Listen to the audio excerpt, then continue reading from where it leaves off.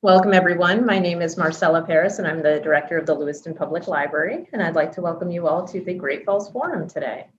The Forum is a monthly speaker series featuring leaders in the areas of business, public policy, academia, and the arts, and is a partnership of Bates College, the Sun Journal, and the Lewiston Public Library.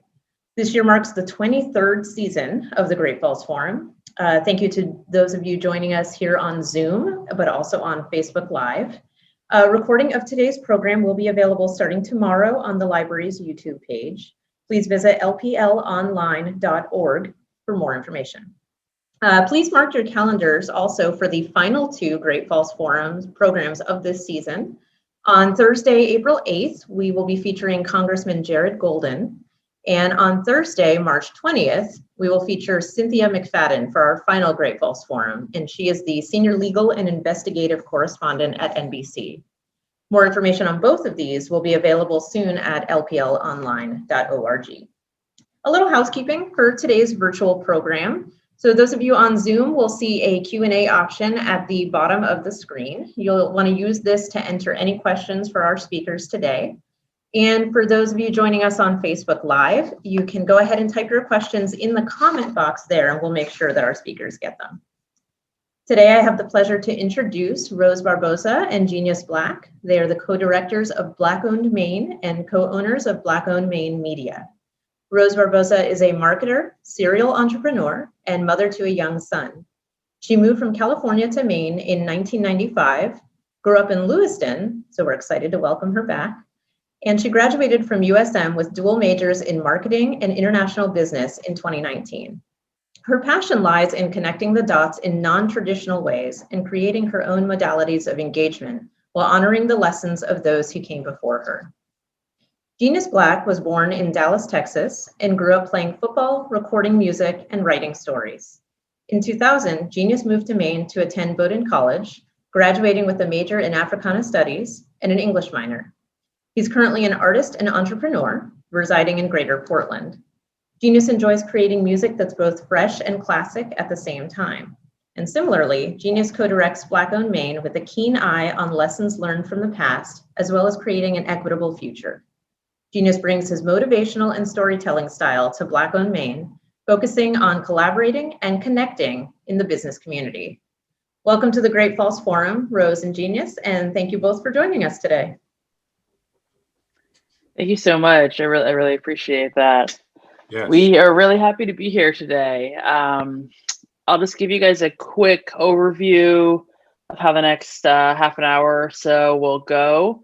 I would suggest that if you have questions, drop them in the Q&A as we go. Perhaps we will answer your question as we are discussing. If not, we will answer all questions at the end. So please put it in as you're thinking of it so that you don't lose your thought or, write it down somewhere else and drop it in at the end. So I'm going to give you all a quick little overview about what Black Owned Maine is. I'm imagining that there are folks here who know about us, and there are probably folks who are like, who are you? What is going on? Never heard of you before. So, and for good reason, because we are very new. So we are a 10, almost 11-month-old organization. We formed in June of 2020 as a way for people to protest with their dollars. So when everyone was protesting in the streets after George Floyd was murdered, after Breonna Taylor, after Ahmaud Arbery, all of those tragedies, if that's what you really want to call it. And it makes me emotional thinking about it. So sorry about that, or not sorry, but give me a moment to process that. Right on. So yeah, we exist after the world was up in arms about those issues. And we created a directory of Black-owned businesses in Maine. So we host businesses, nonprofits, artists, groups, emerging entrepreneurs, anyone who identifies of the African diaspora, so whether you're born here, not born here, immigrant, from Maine, not from Maine, but if you identify as Black, we welcome you to join our directory and have some more visibility for your business. So I'll tell you a little bit about a bit of our programs. Now, because we're so new, we are still figuring a lot of things out. We didn't go into this with the plan to become a nonprofit. However, things progressed very quickly, took off immediately.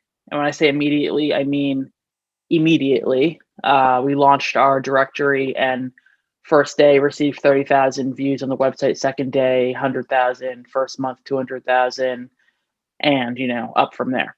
So a few of our core programs and services that we offer, we have a family relief program. So we pay bills for Black identifying families in Maine up to $250, give or take.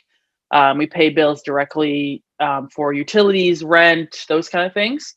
We believe that it's not possible to open your own business or to become an entrepreneur if you don't have your basic needs met. So that's kind of where that falls into the play here. We also have the Maine Black Business Pledge, which I'll talk about a little bit later, but it's a way really to get involved with the community if you're unsure or you really want to do a little bit more. And we also have a workshop program that we just launched last week with Krista Williams of the Providentia Group. She's an attorney in Maine. And these workshops are really gauging the interests and needs of the community. So anywhere from basic strategy, structure around opening a business, legal questions, accounting, funding. The goal of this workshop is to eventually shift to our long-term goal, which is to become a Black business incubator in Maine. And we really want this incubator and Black Owned Maine to show the vibrancy of Black Mainers, to show that we're not a monolith. Some of us want to do tech, some of us want to do arts, some of us want to own a shop and sell culturally appropriate groceries and make our community members feel comfortable. So Black Owned Maine really aims to show the nuances, right, of Black people in Maine. I want to give a couple statistics. Not that I want this to be, stats driven, but I know there's some people in the audience who are waiting, and want these stats to really, make things relevant, right? So just a few stats, and then I'm going to let Genius go into some other parts of what we're doing and what we're talking about here. So recent SBA data indicates that 70.9% of U.S. businesses are white owned, where only 9.5% of U.S. based businesses are Black owned. Now, when we think about the demographics in America, perhaps that makes sense because America is maybe 73% white, 13% Black, and then varying percentages of other ethnicities. And we use those as the end points or the limits, because often when we're talking about race in America, we see Black on one side, white on one side, and then everything else in between. So this isn't meant to leave out or to exclude other races. It's just as kind of some brackets around race in general. So like I said, 70.9% white owned, 9.5% white owned. So that amounts to 19 million white owned businesses, 2.6 million Black owned businesses.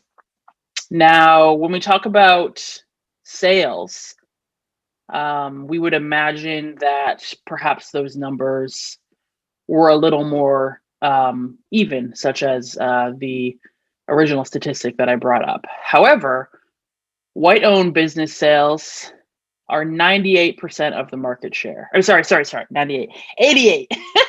88% of the market share, where Black-owned businesses are 1.3. Not even 2%. So if that's not reason alone, and we named this a rationale to support Black businesses in Maine, if that stat alone doesn't prove the rationale, I don't know what will. When we talk about Maine, if we want to get a little more granular, we want to talk about specifically in Maine, which is important because, again, we are Black Owned Maine. We focus on the 2%. I'm hoping more when the new census comes out. If it hasn't, I mean, I'm hoping there's more. We see some more percentages when we see new data, but we focus on that 2%.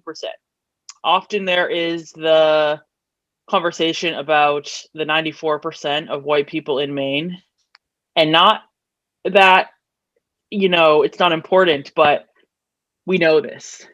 We know that already. So let's let's focus on that smaller subset of people.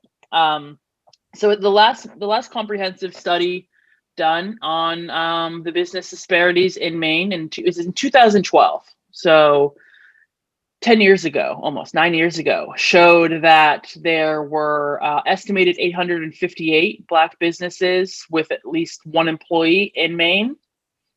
And then in 2018, there was another smaller study done that showed there were estimated 618 businesses in Maine. Now that amounts to 5% of Maine's working age. Oh my God! Wow. Okay. Awkward. Okay, that amounts to 5% of Maine's working age Black population in Maine, compared to our white counterparts, which make up 13% of Maine's working age white residents. Now, I bring up these stats from 2012 and 2018 for a few reasons. One, to show you what those statistics are, but also to show that there's a huge need for updated data. We simply cannot progress with many economic endeavors if we don't have these statistics in place and if the data isn't being drawn up somewhere. Right. So I challenge anyone in the audience today who works or who knows folks within that field to really ensure that these sorts of collection items are being included in any future business statistics and surveys and things that go out. So I'm going to hand it over to you, Genius, and you can talk about some more of the pillars, I guess, and reasons why this work is so important. Absolutely. Thank you. I appreciate it. Especially as a working ass Mainer. I'm out here. So I just wanted to let everybody know. So I really appreciate y'all taking the time to be with us today. And one of the things I want to talk about, if we talk about kind of being analytical for a moment, think about some of the statistics and some of the data that we do have and begin to extrapolate from that. At the same time, it's not just about talking about numbers and things. The fact is that those numbers are a reflection of what's going on in our society. And like if we look at Maine, for instance, part of what's happening has to do with racism. We've all heard the word racism. We've thought about this before. We've thought about what it is and what it isn't. One of the things that I want to talk about is, what is the difference if you're looking to make a difference economically, if you're looking to support Black and brown people, if you're looking to support the overall Maine economy, if you're looking to strive towards equity, why is it important to understand the difference in being non-racist or not being a racist? What's the difference in being non-racist versus being anti-racist? I think there's a couple different ways to think about this, but one of the things that I want to kind of posit into the conversation is that in my lifetime, I've met many people who were self-described non-racist or not racist, to me. And sure, let's say they weren't. But being non-racist is a particularly passive action,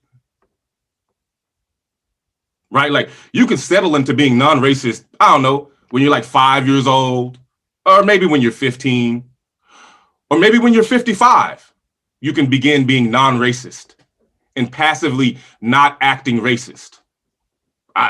Any of those fives that I threw out, you can bot that out, right? But to be anti-racist to specifically work against some of the stuff we've built up over history is an active endeavor.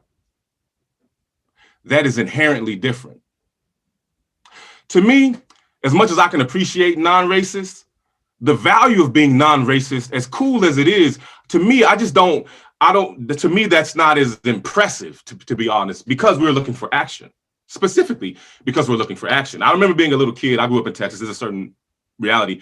People would always try to convince me when I was a kid, there happened to be a certain type of people in Texas, that racism was not really a thing anymore. We're good now. Like when I'm 39. I'm talking when I'm 7, 10, 15, right? These people were trying to tell me, no, like stop talking about that, right? We're good. But what's interesting is that a lot of those people weren't anti-racist. They weren't doing anything to fix historical wrongs. They were just saying, hey, believe me, I'm not recreating them. I don't value that very highly, to be completely honest. So that being said, it's very important to understand the difference when you're talking about racism. Are you down to be inactively, hopefully a supporter at a distance, or are you down to actively be anti-racist? The reason we're talking about economic spending money, entrepreneurs, business incubators, supporting Black and brown families is because action matters. And if that's all that pushes to create equity, those are anti-racist actions. So we're inviting y'all to come with us and be part of that. I'm assuming that's why you're here today, is because you believe in that. But I really wanted to point that out because action is where it's at, or things don't change. I'll also say this, that supporting Black and brown businesses is in direct counteraction to the effects and the current reality we live in. It does have racism built into the system that we live in. I'm not saying that everything is racist or that any group of certain people is racist, but we live in a system, and just by operating within it, it affects us, right? Like when you go in a sauna, you want to get hot because you want toxins and sweat to come out of your body, right? The environment, the system you're in does in fact affect you. So what we're saying is just, a system of that was built on white supremacy still does affect us. So to create equity, you have to be anti-racist and leverage against racism and to undo, not just not be. Also, keep in mind, for us, a lot of what the mission and the vision of Black Owned Maine surrounds what we call stakeholder thinking, right? So let's say we're an organization or a business, not just shareholders and people who invest in us monetarily. We care about what they think and what they want, but very much our mission of supporting the Black and brown economy in Maine, there's so many stakeholders in that.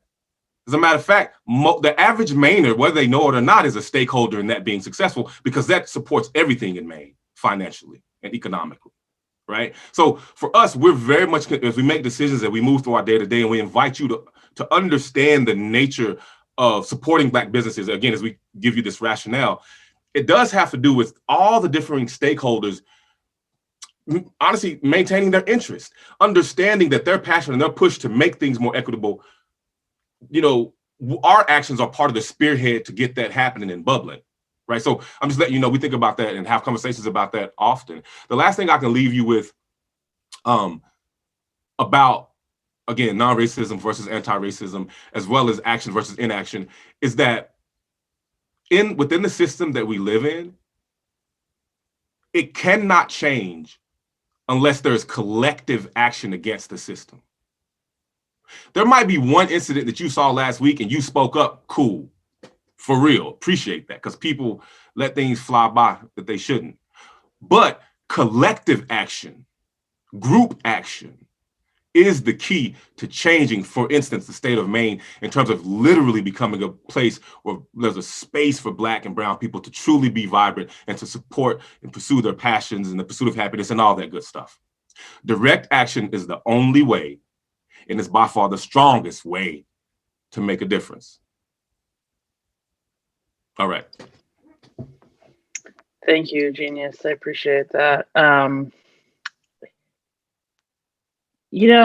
feel like we're probably sitting here right now thinking about this conversation, and there's some folks that are wondering, okay, well, I know all of that, or, those stats sound interesting, but what can I actually do myself? What can I actually do as a stakeholder? And again, what you said, Genius, is a perfect example. We are all stakeholders. So Black Owned Maine, yes, exists to uplift the Black and brown people living in Maine and their businesses and entrepreneurial activities and things of that nature. However, again, if we can focus on that small subset of group of people, then that's going to help the whole economy of Maine overall. As we are coming out, hopefully soon, and it feels like we're coming out of this COVID recession, as businesses have been closing and as organizations like ours have been opening and found this time to be the perfect time to open our virtual shop, our virtual door is open. Welcome. We just want to make it clear that just because you're supporting a Black business or intentionally supporting Black business in Maine does not mean you are not supporting white or Asian or Latinx or any other businesses in Maine. It just means that you are just really diversifying your spending, which helps the whole economy, which, imagine if businesses in Maine did well during the winter. Some do, not all. Tourism, things of that. Obviously, it's cold. We're never going to probably get, people here from Florida in the winter, but that's another conversation with Mother Nature, perhaps. So as we discuss ways to get involved, things you can do, I'm going to list off a few, and I invite you to really take note and take inventory of your own actions and your own spending, which, again, I know that not everyone has the ability to spend or consume. So I'm going to give options for everybody, or I hope everybody, all right? So one of our main initiatives, which I talked about in the beginning, is the Maine Black Business Pledge. Yeah. So the Maine Black Business Pledge encourages two things. It has two parts, really. It encourages individuals or families, I guess you could say, your average consumer, to pledge to reallocate 10% of your current spending to Black businesses. So 10%. What does that look like? I'm not asking you to allocate an additional 10%, unless you have the capacity to do that. I'm asking you to reallocate 10% of what you're already spending. So that's quick math. Obviously, it's a pretty simple math, but $10 for every $100. So whether that's a coffee, whether that is a grocery store, right? Just looking at where you're giving your money to, and also supporting Black businesses, as Genius mentioned, is a specific anti-racist tactic. Specific. It's direct action. If the 27 of us in this room get together and reallocate 10% of our spending, that is a collective direct action that seems small, but will make a huge difference in the lives of many of these organizations we're talking about. And especially if we have folks from Lewiston. I mean, if you go down to Lisbon Street in Lewiston, it's like, it's its own Black business district, right? We have barbershops down there, grocery stores, clothing stores, restaurants. For me, it's amazing. Even if I'm just standing out there on a Saturday, with my son, and we're just sitting in the car looking around, and we're not even doing anything. It's just a really amazing sight to see. So the Black Business Pledge, back to that. So if you are not a family, or, well, if you're not a family or individual, I mean, I'm assuming probably most people are individuals, but if you own a business or an organization, we have a few different steps that you can take. So we encourage you to design a creative offering for the Black community or business. And I don't mean creative in terms of artistic abilities, unless that's what you do, and that's also an option. I mean creative in thinking and in mindset. Couple examples of that. If you own a retail shop, say you own, I'm thinking of like the shops that are like Made in Maine shops that we see all over Main streets, all over the state. You can allocate 10% of your shelf space to Black creators and Black makers. If you are someone who has the ability to donate, or you're in philanthropy, or you're in funding, I challenge you to donate 10% of what you normally donate to Black founded nonprofits. And not to toot our own horn, we are a nonprofit, so feel free to donate to us, but there are many others. If you go to our directory, blackownedmaine.com, if you go to that directory, there's many, if not 50 plus. We don't have all of them on our directory, but there's 50 plus other Black nonprofits that you can donate to as well. Yes. We encourage you to look at your vendors and look at who you outsource to. So, for example, if you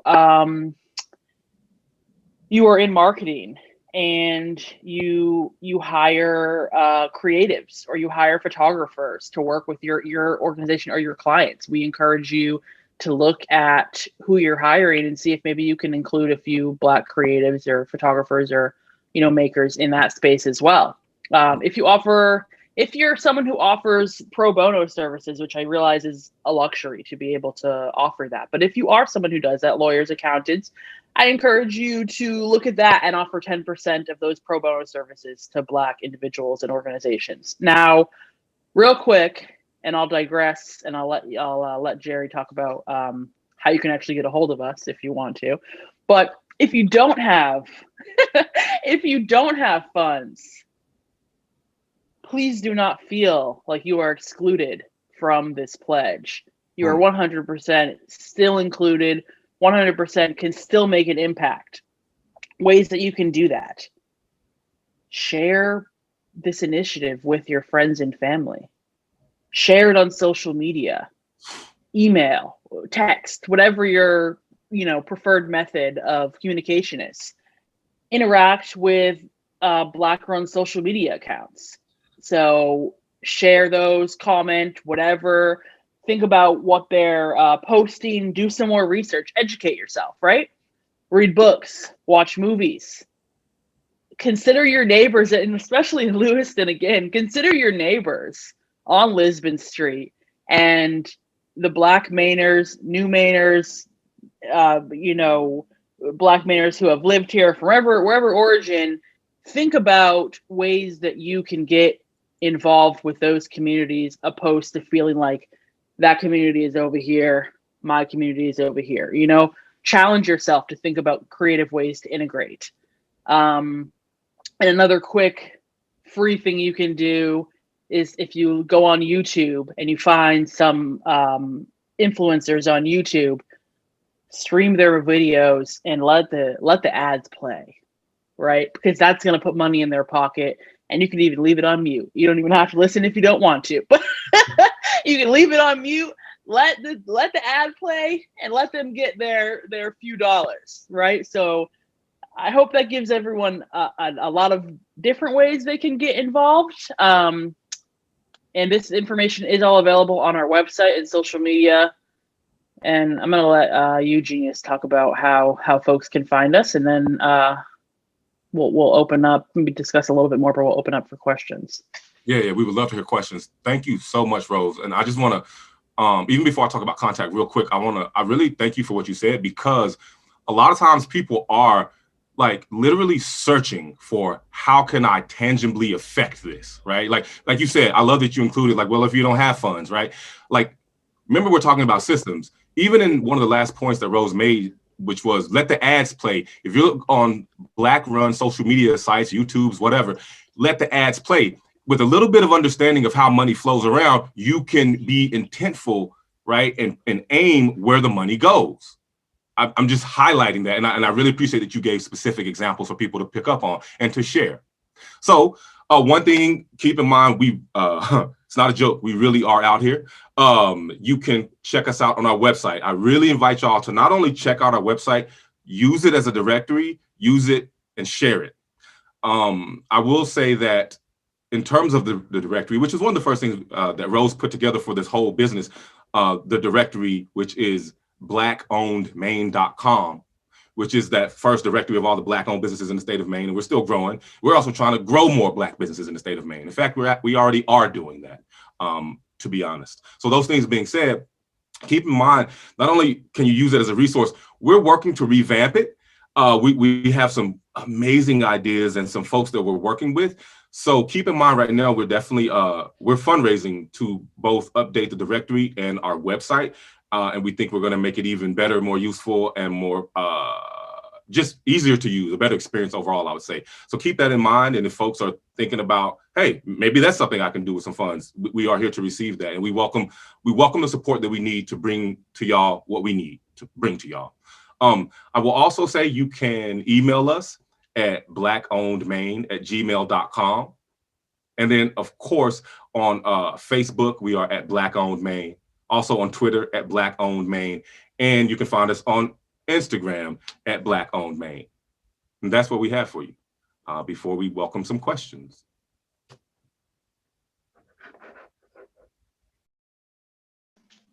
I'm on mute. Thank you. We have a one question so far. So I'm gonna read the question and pose it to you, because I think you will give a great answer in terms of layman's terms and a bit of academia. So we're gonna put you on the spot here and test your Africana Studies major. Oh, okay. So Darby asks, do you have any thoughts about the issue of reparations in relation to supporting Black businesses as a form of anti-racism? And would it be helpful at all to think about support for Black businesses as a form of reparations, or does that muddy the water in both directions? I think that's a really excellent question. It is a good question. I want to read the second half of it again. Would it be helpful? Yeah, go ahead. Our support for Black businesses as a form of reparations, or does that muddy the waters in both directions?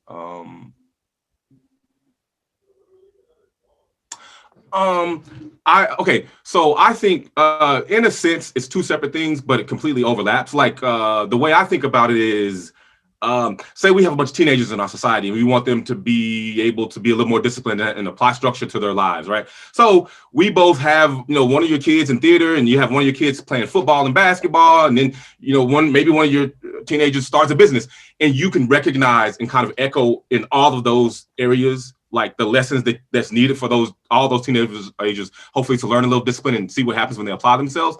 So to me, I know obviously there's a lot of talks and debates about reparations, if it's needed, what's needed, how. I get all that. But for me, I would say, yeah, you can consider that part of reparations. I wouldn't argue that or anything like that. However, I think that they can both exist. Like, I think like the United States as a business entity, which it is, literally owes Black people a lot. Literally. Just because of how it used them to become a world power. That's what I think a lot of what reparations has to do with. I think we're talking about like over all these years, not even just things way, way back in the day and for the first 100 years of slavery. I mean, like for 2 years ago, like what we're talking about in terms of being anti-racist, and like this is a day-to-day life, moment to life moment reality and progression and evolution, right? So we're not talking about just writing like one wrong or just economically. There's a lot of layers to this. Like we want Black folks to feel comfortable coming from North Carolina, Mississippi, and Texas up to Maine in the summer, and then maybe even eventually in the winter if they want to rock that way. We'll see. That's done not just by thinking about reparations. That's about the whole atmosphere of the state, the economy. And if Black people think about the old green books back in the day, if you don't know about that, look up green books and what that meant for African Americans back in the day. Really making it open, welcoming both business as well as pleasure, as well as sitting up in the middle of some cool condo in Portland or going up north and going out in the woods. We want Black folks from even out of state to love all that. That has a lot more to do than just overall reparations monetarily, right? So there's multiple facets to this. And I do love that question. Thank you. So we have a few other questions popping in. Thank you guys for sharing. And I know it can feel vulnerable to ask questions. So I really appreciate. So let's see. So we have one question that says, is it possible for me to run a workshop, or how should I get involved and share my knowledge? Yes, it is possible to run a workshop. Obviously we can't we can't guarantee anything right now, but send us an email and we can talk further about what that may look like. Again, that's blackownedmaine@gmail.com. I would have you answer this one, Jerry or Genius. Did you find that the process of building this directory brought people together in Maine who maybe were feeling isolated and under-supported in Maine? Heck yes. I mean, that's the short answer. And like, I can't say that I built the directory because literally Rose's hands and eyes and, actually like literally made the first WordPress and all that kind of stuff. And now she still maintains the website. But yes, as an organization, I have like the conversation struck up between businesses and between people who, support businesses and patronize businesses. Really has been amazing. I imagine there's a lot of conversation going on that we don't even know about. But I mean, yeah, like, we was on a call the other day. Actually, no, we were at our workshop that we were hosting with Providencia and with Crystal. It was amazing. We had some people who are young emerging entrepreneurs, and one of the humans in there was like, it didn't say much the whole time, and at the very end, just like came off of mute and was like, "I'm hyped." I was like, "Hey, me too. You making me hype?" And it was like, thank you for doing this. Thank you for giving us knowledge. I'm in Central Maine. There's just not a lot of Black and brown people out here. That's just the honest thing. That's no slight to any other people. You can feel isolated and alone. So, yeah, the work we've been doing, our directory for sure, but even the surrounding work. And again, remember, this is a multifaceted push, and it's going to take collective action of all of us spreading out across these multifaceted pushes to create a groundswell and literally change Maine and the atmosphere in Maine, right? So I hope that's a decent answer for that. Yeah, I think that's good. Thank you. Do you work outside of Black Owned Maine, or has this become your full-time career? Great question. We have both happily, but with intention, left our full-time jobs, and this is what we do full-time. We also own another for-profit media and marketing agency. So we also Jerry is creative in a more traditional sense, and I'm creative in a more non-traditional sense, in that I enjoy putting things together. I enjoy putting the pieces together, but not. You will not see me painting or anything. But maybe one day. Oh, God. So yes, we are here full time, and we hope this we hope to continue on through that. Can I address one thing that I saw that I just think is kind of relevant? Yes. Oh, I just saw something else too from my friend Dan Spears. But I don't know, not that the name is per se important, but it looks like someone was saying, I have visited several shops on Lisbon Street and have found some lovely scars, which is amazing. Sometimes feel intimidated because of the cultural differences. That's real. The best thing was when the shops participated in the art walk. Hope that comes back. I hear that about the art walks and being able to get out there and kind of create that space. One comment that I'll leave with everyone, and this isn't even, I like that you brought that up. Thank you, like literally thank you for that. But this isn't even directed just at you. This is just something to think about for all of us, because I have this experience as well. That discomfort that we're talking about, because you're right, it's cultural differences. Sometimes it can be language, it can be expectations of being in the same space. I get all that. I will say this, sometimes learning to sit through some of the uncomfortableness. I'm not saying to put yourself in danger or anything like that, because a lot of times what you feel is not that you're in danger. You're just like, I don't know what to do. I don't know what to say. I'm not sure what's being said. I'm not sure. Language barrier. And that's okay to feel. Our friend Keita and just certain people around us are always talking about, and she really has been helping me think about really paying attention to your body. Like that uncomfortableness that you feel, like, is it like, do you feel it like in your jaw? Do you feel it in your chest? Is it in your belly? Is it that same kind of anxiety like before you have a presentation? Like what are you really feeling, right? Like, I think people get caught up in it like, oh my God, if I say something, people are gonna call me racist, or am I racist? Or is this prejudice? Sure, think through all that. It's also just like, as a human, what's actually happening? Am I afraid? Am I anxious? Do I feel guilty? Like, what's happening? If anybody in this room practices mindful meditation. You understand, you know, that awareness and letting things pass through, and that they're not all the final definition of you. You're always shaping as you go. I would advise you to be in some of those uncomfortable spaces sometimes until that begins to feel less uncomfortable, right? And if a bunch of people are doing that, it's literally making the fabric of us weave together. It sounds like you're already in the shops and looking forward to interfacing with people. So, you know, we're already on that path, but I'm just saying, in your body, pay attention to what you're feeling and thinking more so than avoiding it. That's one of the keys, okay? Yeah. Thank you. Let's see here. Yeah, so we did have a comment about ways to make this presentation more impactful, including a PowerPoint and visual aid. That's really important. We didn't have a chance to do that this round, but we do really want this. One thing that we've really thought a lot about since inception, whatever the word is making sure that this information is accessible to everybody. So thank you for mentioning that, because that reminds us about how we can make sure this information is accessible to everybody and easy to follow. So thank you. And okay, let's see here. Can I answer the question from Dan Spears? Just because. Yeah, do you want to answer? Yeah, and then Winston asked a question that's sort of related, and I think we can maybe talk about the initiative that we started yesterday with the folks in South Portland.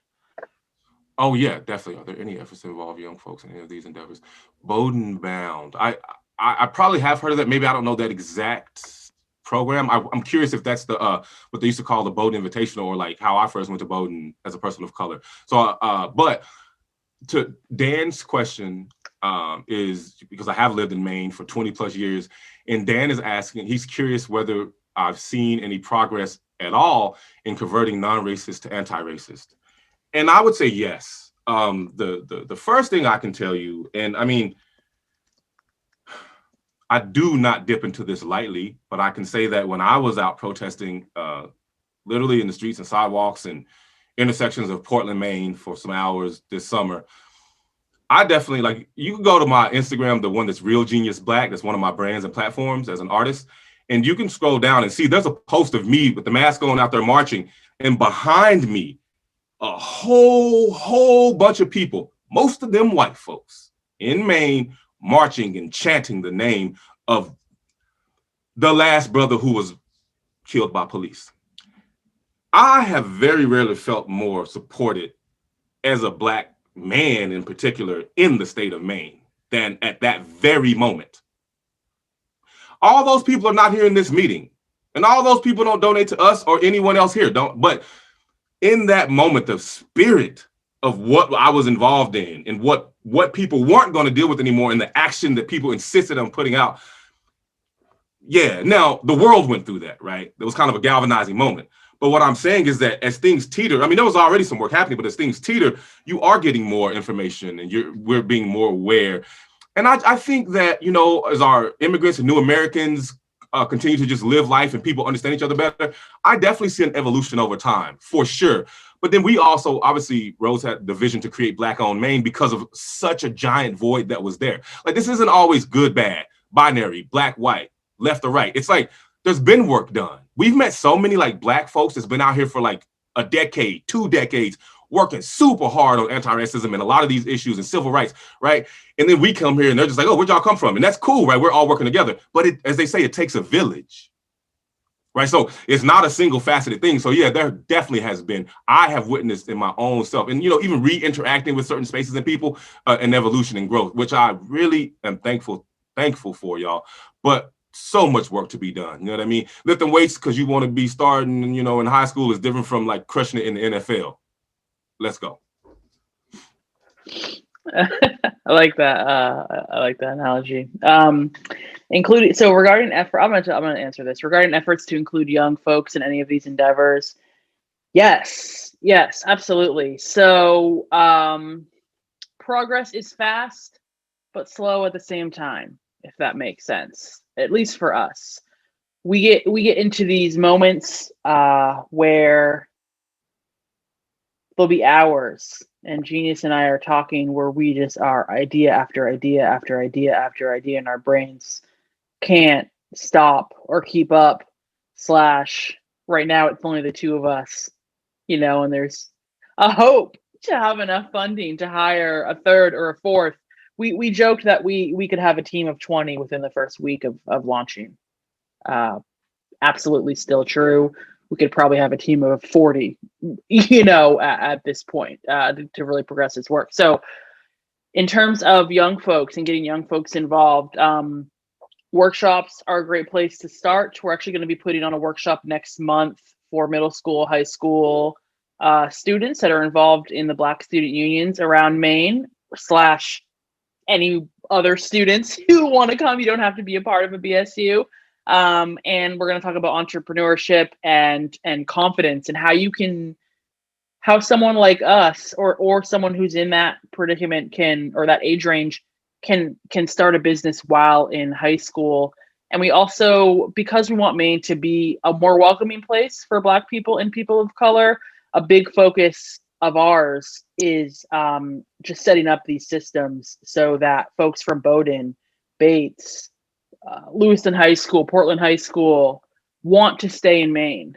As someone who grew up in Lewiston and was waiting until the day I turned 18 to leave and left and now is back, I have personal experience with that. And we feel like Black Owned Maine is one of those situations where, and Genius will say this, that that if Black Owned Maine existed 5, 10, 20 years ago, imagine the talent.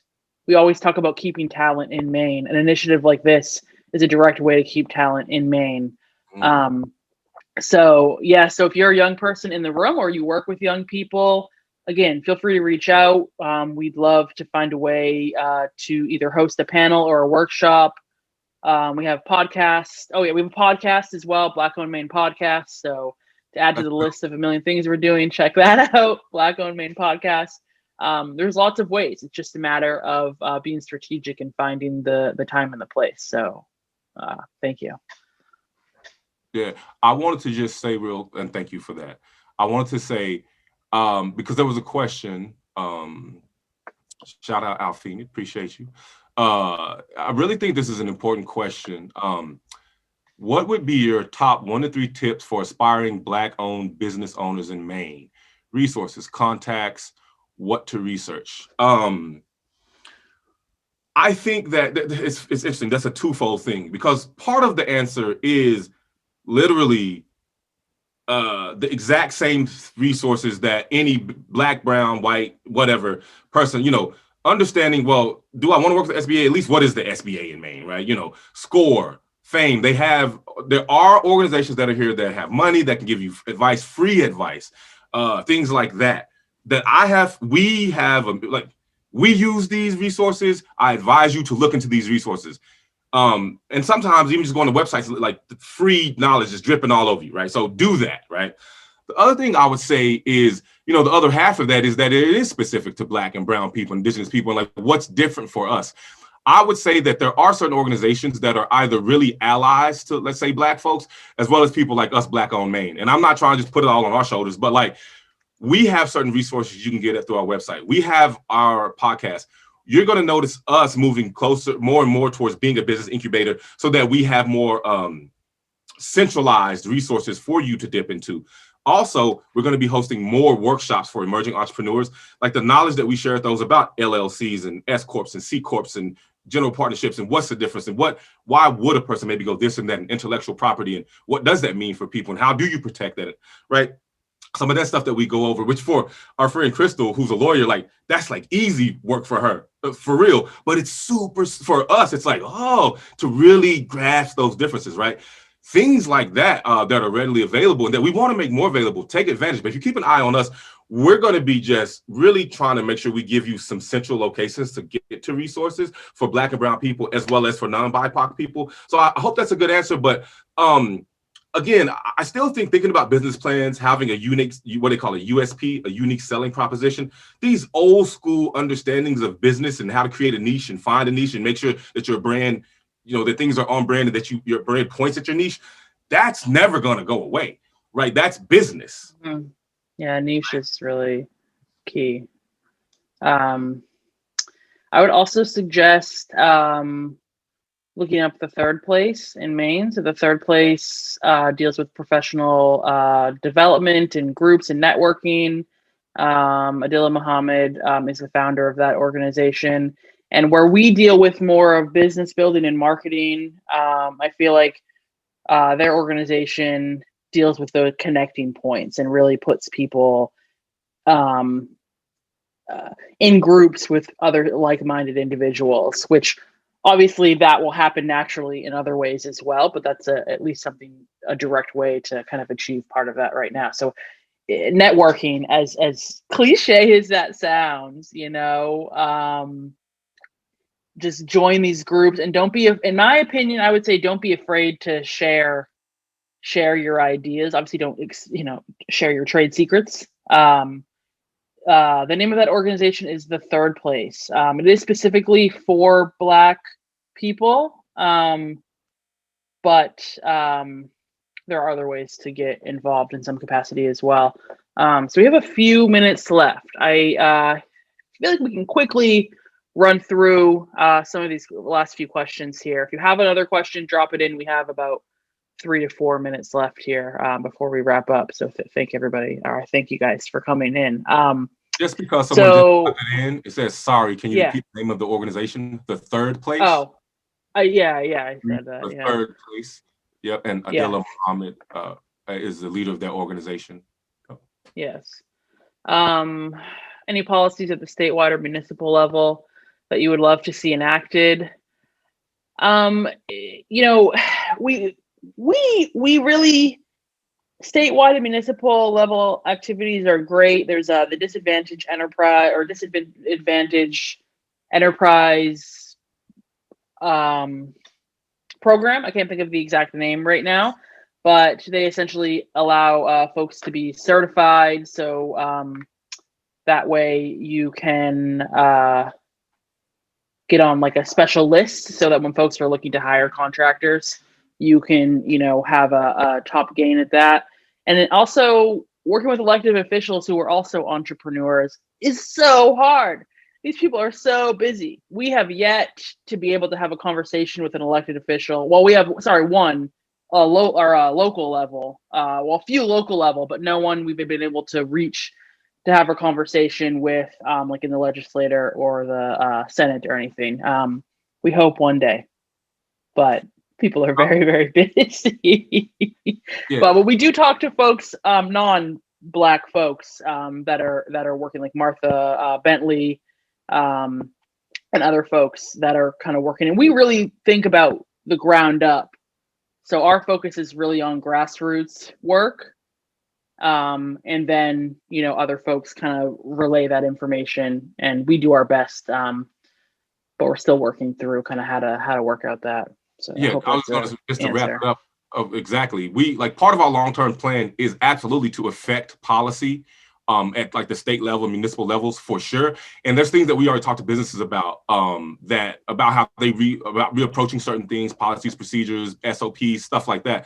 So we definitely intend to have that overall effect, but more like Rose is saying, we're like ground up towards that. At least that's been our approach so far. We're definitely trying to affect the system, but not by per se, but by starting by advocating for policy and things like that.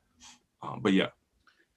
And the last couple questions talk about if there are any Maine-based organizations or businesses that we want to highlight / any stories, fortitude, insight, or creativity. I don't want to name any organizations because I want you to go to the directory and find one for yourself.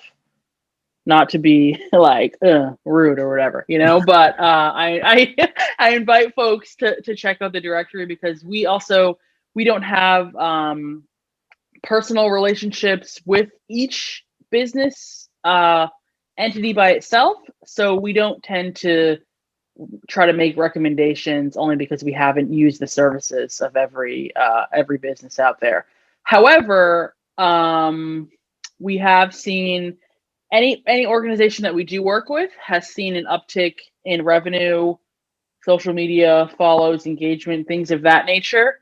And we would invite you to follow us on social media, Instagram, and that's not that we don't do a lot of highlighting on those platforms, but you can take a look at who we follow, and that will give you a good example of who we're connected with. But it's hard to tell specific stories and recommendations, only because there's so many out there and you never want to leave anyone out. So I hope that makes sense, and probably best maybe for a later discussion, or if you continue to follow us, you'll see those things happen organically. We'll be sharing stories about this type of thing for sure. Yeah, absolutely. And then someone said, I hope the website tells their stories more and more to encourage all of our patronage. Yeah. And again, that goes along with us building capacity. As we build capacity, we will build out the website to include blogs and more information and initiatives. But right now we're doing more than the most with the capacity and time that we have. So we appreciate patience as we build capacity and move forward. So thank you. Yeah, one thing I think at a super basic, go ahead. Just that some businesses have told us or we got feedback that, like, kind of through COVID, surviving is one thing, but also just like knowing that there's an uptick in business, knowing that they're more supported, seeing revenue increase, or, you know what I mean, wondering what's going on after our directory came out, things like that. That's always been super fulfilling to hear. I know that's not a specific business, but like for us, like, obviously we do all this to create impact. I mean, straight up, you know what I mean? And now, yeah, it pays us. We don't have to work for someone else. That's awesome. But it's like, we do that so we can sustain ourselves to keep doing the work. You know what I mean? So, I mean, again, I know it's not a specific story, but when people are telling you, like, in this very struggle bus worthy time, that we're helping them not just survive, but grow or even survive, which is critical, definitely means the world. Literally, like, really hits me when I think back on some of the feedback. Really means a lot to me. Absolutely. There are some folks who our directory is the only place they exist online, which in itself is huge. So that just drives business. Anyone who's in our directory, I can't say everybody or anybody, but a lot of people in our directory have seen an uptick in business, and especially during COVID, when money is really tight between all parties. So thank you. I think that's all we have. I think we're almost out of time here. So I'll let Marcella come back in. I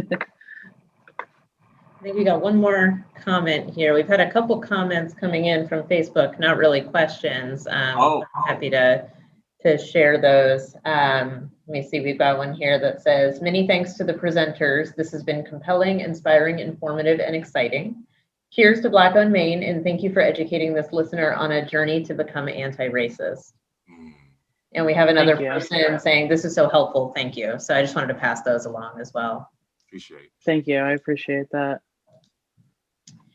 And that looks like we are at time. So thank you both, Rose and Genius, for joining us today and sharing your wealth of knowledge. If you want to give everyone a refresher again on your the contact information for Black Owned Maine, please feel free to go ahead. Yeah, so one of the best ways to follow up and to participate in what we're trying to do is to go to blackownedmaine.com. Keep in mind, that's where we house our directory of all the Black-owned businesses in the state of Maine, which continues to grow.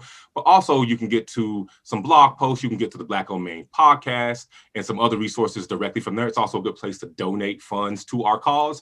And then on Instagram, you can find us at Black Owned Maine, Facebook at Black Owned Maine, as well as on Twitter at Black Owned Maine. Keep in mind, I will say, our podcast, we've been working on, we got a lot of stuff recorded. We're going to be editing and getting it out to you. So you can actually, anywhere you listen to podcasts, right? Apple Music, Spotify, the Black Owned Maine podcast is there, and we will be adding more for your viewing. And again, just to increase your understanding and perspective of what's going on in the state of Maine with people of color and entrepreneurship. So follow up with us, please, in any or all of those ways. Well, thank you very much to both of you. And thank you to everybody who joined us today on Zoom and on Facebook. Have a wonderful day. Thanks.